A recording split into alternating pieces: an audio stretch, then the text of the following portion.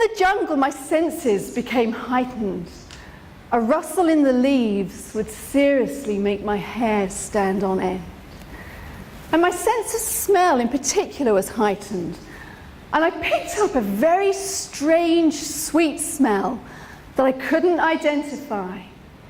As I came along the animal path, I emerged out at a clearing. And there, lying on its back, was an antelope, its hooves pointing to the sky, completely naked of any flesh, just bright red in fresh, wet blood. My first thought was, what a great photo! My next was to run. But whatever had just eaten this poor, unfortunate animal might still be close by. I calmed myself and just walked very quietly, not wanting to draw attention to myself. Fear can freeze us, and when we overcome it, it will liberate. The jungle is a great place to send control freaks. Do you know any?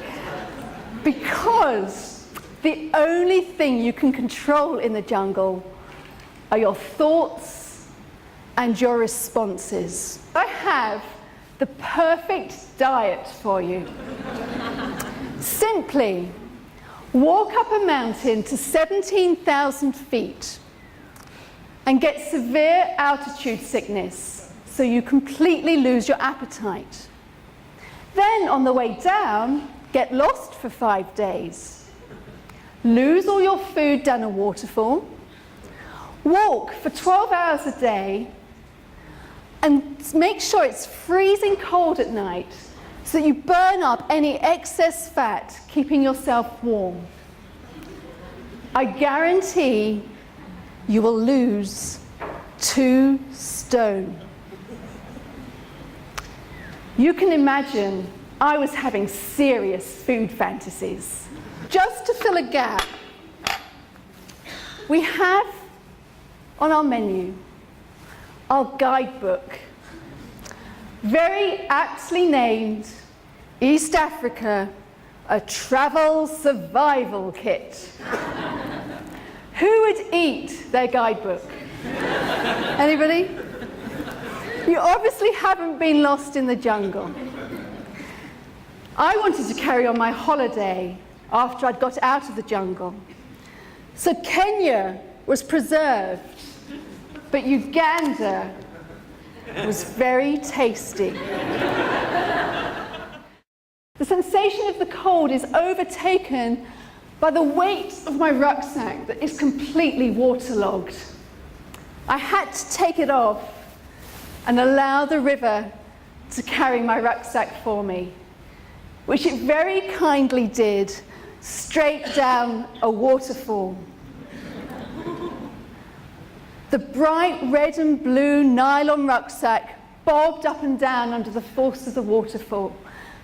And it wasn't difficult to make the decision to leave it there.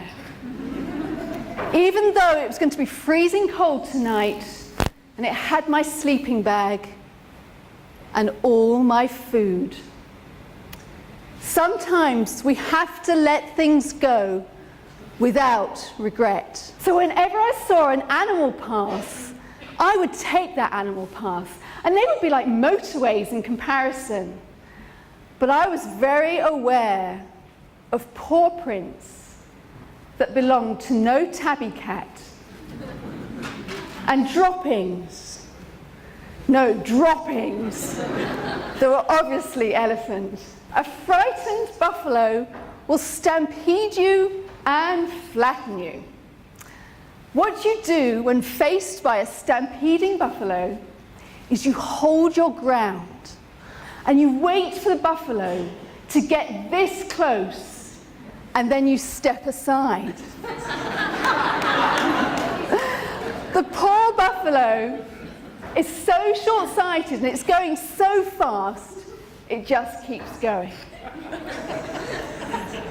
Did I Did I have the courage to stand square on to a stampeding buffalo? No. Do you?